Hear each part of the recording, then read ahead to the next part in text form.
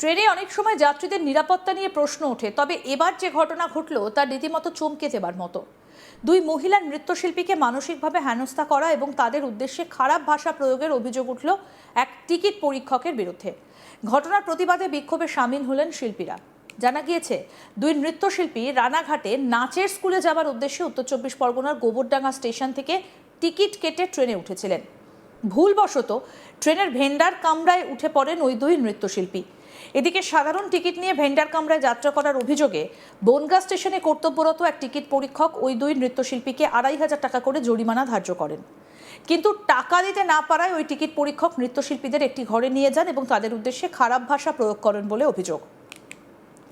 এবার নিশ্চয়ই প্রশ্ন উঠছে, কি এমন খারাপ কথা বলেছেন ওই টিকিট পরীক্ষক? অভিযোগ, ওই টিকিট পরীক্ষক নাকি নৃত্যশিল্পীদের বলেছেন বিয়ে করবেন, বিয়ে করে সারা রাত নাচাবেন। যদি ওই টিকিট পরীক্ষক যখন ওই দুই নৃত্যশিল্পী একটা ঘরে নিয়ে যান, সেই সময়ের একটা ভিডিও আজ তাক বাংলার হাতে উঠে এসেছে। সেই ভিডিওতে অবশ্য এমন কথা বলতে শোনা যায়নি ওই টিকিট পরীক্ষককে।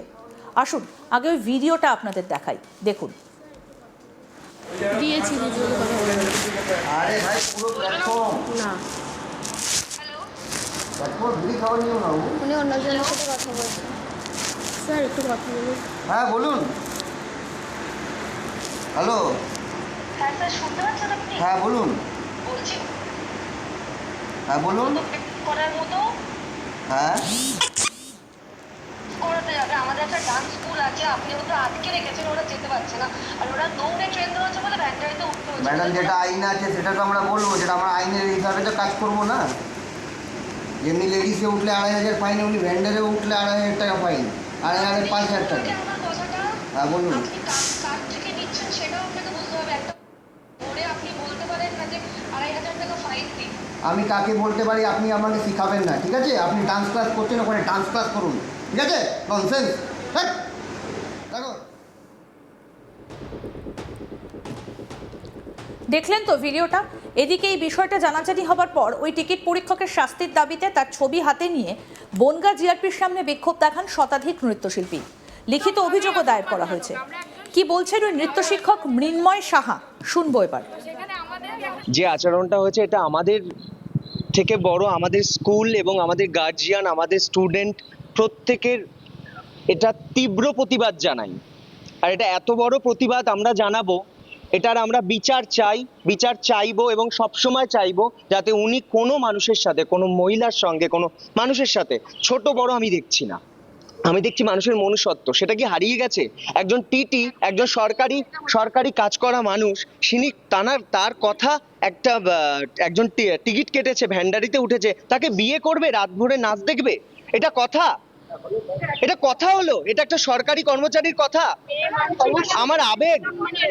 আমার আবেগ যেটা আমার মনে চলছে, আমার সন্তানেরা, আমাদের তিল তিল করে গড়ে তোলা ওদের সন্তান, ওরা এই ড্রেসটা পরেছিল স্কুল। সকলে বিক্ষোভ করতে এসেছেন?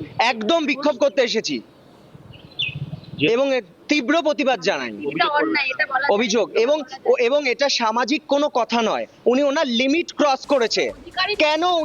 কেন উনি এই লিমিটটা ক্রস করলো? উনি কি পারে? আপনারা বলুন, আপনারা তো আমাকে দেখছেন, আপনাদের যারা দেখছেন আমি তাদেরকে প্রশ্ন করছি, তারা বলুন। উনি ফাইন করতে পারতো। উনি ওনার লিমিট থেকে কেন নামলো? আরও এক নৃত্য প্রশিক্ষক অরূপ, তার কি বক্তব্য শুনবো। একজন নাচনিয়া আমায় শেখাবে, আমি একজন টিটি ইন্সপেক্টর, এই ভিডিওটাতে কথাটা আছে। তো একজন নাচনিয়া একজন শেখাবে, একজন বিয়ে করবে উনি, তার সাথে তাকে সারা রাত নাচ শেখাবে, সারা রাত নাচ দেখাতে হবে। মানে উনি এক মিনিট ওনার যে বক্তব্য ছিল যে আমি একজন টিটি ইন্সপেক্টর, আমাকে একজন নাচনিয়া শেখাবে, উনি ঠিক এইভাবেই ভিডিওটাতে বলেছে, যে ভিডিওটা আমরা দেখাবো। এবং তার সাথে উনি কি একজন টিটি ইন্সপেক্টরের কি এটা অধিকার আছে একটা মেয়েকে বলা অধিকার আছে তাকে বিয়ে করবে, বিয়ে করে সারা রাত নাচাবে? উনি ওনার মেয়ের বয়সে, ওনার বাড়িতে কি মেয়ে, মা, বোন বা ওনার মেয়ে নেই? লজ্জা, এটা একটা লজ্জার বিষয় এবং এর প্রতিবাদ চাই। সাংস্কৃতিক কর্মী পার্থ প্রতিম দাস কি বলছেন শুনবো এবার। যে টাকা দিতে হবে, টাকা ফোন পে তে দিতে হবে। রেলের কি কোনো ফোন পে কোনো অ্যাকাউন্ট হয়? আছে? ফোনপে থেকে দিতে হবে, উনি বলছে যে ফোনপে দিয়ে দিতে হবে। ফোন তার ব্যাগে, তার ফোনপে নেই, বলছে যে ব্যাংক অ্যাকাউন্ট দেন, আমরা ফোনপে খুলে দিচ্ছি। এটা কি কখনো করতে পারে? এটা কখনোই করতে পারে না। এটা যে ঘটনা হয়েছে শুধু একটা স্কুল একটা জন্য না, এটা সমাজের পক্ষে এটা একটা খুব বাজে বিষয়, এটা বাজে বার্তা যাবে। যদি প্রতিবাদ এর যদি কোনো শাস্তি না হয়, সমাজে একটা বাজে বিরূপ প্রভাব পড়বে। যদিও এই বিষয়ে রেলের এবং ওই টিকিট পরীক্ষকের তরফে কোনো রকম কোনো প্রতিক্রিয়া পাওয়া যায়নি। আমাদের প্রতিনিধি দীপক দেবনাথ কি প্রতিবেদন তুলে ধরেছেন দেখবো এবার। দেখো, দুই নৃত্যশিল্পীকে অপমান এবং তাদের সাথে অভব্য আচরণের অভিযোগ উঠেছে এক টিকিট পরীক্ষকের বিরুদ্ধে। যেটা জানা গেছে যে গোবরডাঙ্গার বাসিন্দা এই যে দুই নৃত্যশিল্পী, তারা টিকিট কেটে তারা কিন্তু রানাঘাটে যাচ্ছিলেন, কিন্তু অসাবধানবশত তারা যে জেনারেল কম্পার্টমেন্টে আছে সেখানে না উঠে তারা একটা ভ্যান্ডার কম্পার্টমেন্টে ওঠে। এবং এরপরে যখন বনগাঁ স্টেশনে যখন সেই পরীক্ষক যখন টিটি যখন সেটি দেখতে পায় তাদেরকে জিজ্ঞাসাবাদ করে এবং তাদের কাছে জানতে চায় যে কেন ওখানে উঠেছেন, এবং এই সময় তাদের কাছ থেকে 2,500 টাকা ফাইন দাবি করে, অর্থাৎ জরিমানা দাবি করে। এবং সেটি দিতে না পারার কারণে কিন্তু ওই যে দুই নৃত্যশিল্পী তাদেরকে নিয়ে যাওয়া হয় বনগাঁর যে টিকিটের যে কাউন্টার, অর্থাৎ তাদের যে টিটির যে ঘর, সেই ঘরে নিয়ে যাওয়া হয় এবং সেখানে তাদের বসানো হয় এবং এক কথা দু কথা তাদের সাথে অপমান করা হয়, তাদের ব্যক্তিগত আক্রমণ করা হয় বলে অভিযোগ এবং অভব্য আচরণ করা হয়। এবং এইটি তারা কোনোভাবেই মেনে নিতে পারেনি এবং এই বিষয়টি যখন তাদের যারা গোষ্ঠী আছে, অর্থাৎ অন্য যারা নৃত্যশিল্পী আছে, যখন তারা জানতে পারেন শনিবার দিন, অর্থাৎ গতকালকে বিকালবেলা আমরা দেখলাম যে শনিবারের বনগাঁর যে জিআরপি থানা আছে সেই জিআরপি থানাতে আমরা জড়ো হন এবং সেখানে বিক্ষোভ দেখান এবং ওই যে টিকিট কাউন্টার যার বিরুদ্ধে অভিযোগ যে মানসিক টর্চার করা কিংবা অভব্য আচরণ করা, তাকে গ্রেপ্তারের দাবিতেও তারা একটা বিক্ষোভ জানায়।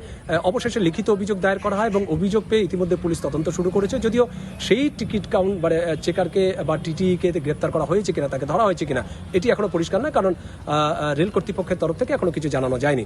কিন্তু তারা যেটি বলছেন যে তারা ভুলবশত উঠে পড়েছেন, সেখানে ক্ষমাও চেয়েছেন যে তাদের জেনারেল কম্পার্টমেন্টে ওঠার কথা ছিল, কিন্তু যেহেতু ট্রেনটা ছেড়ে দিচ্ছিল সঙ্গে সঙ্গে তারা তড়িঘড়ি করে সেই ভ্যান্ডার কম্পার্টমেন্টে উঠেছিলেন। তারা নিজেদের দোষ স্বীকার করেছেন, কিন্তু তারপরেও যেভাবে তাদেরকে বসিয়ে রেখে, যেভাবে তাদেরকে মানসিকভাবে হেনস্থা করা হয়েছে, ব্যক্তিগত আক্রমণ করা হয়েছে এবং তাদের সম্বন্ধে অত্যন্ত কুরুচিপূর্ণ মন্তব্য করা হয়েছে, সেটি তাদের খুবই হার্ট করেছে, অর্থাৎ তাদের লেগেছে এবং এইটি নিয়েই তারা মূলত বিক্ষোভ জানায় এবং তাদের দাবি যে এরকমভাবে যদি একজন সরকারি কর্মচারী, একজন টিকিট পরীক্ষক, তিনি যদি আমাদের সাথে এরকম আচরণ করেন বা সাধারণ মানুষের সাথে যদি এরকম আচরণ করেন, তাহলে আমরা কোথায় যাব। তো সব মিলিয়ে আমরা দেখেছি যে গতকাল যখন এই যে জিআরপি থানার সামনে, বনগাঁ জিআরপি থানার সামনে যখন তারা বিক্ষোভ দেখান, একটা উত্তেজনাময় পরিস্থিতি তৈরি হয়।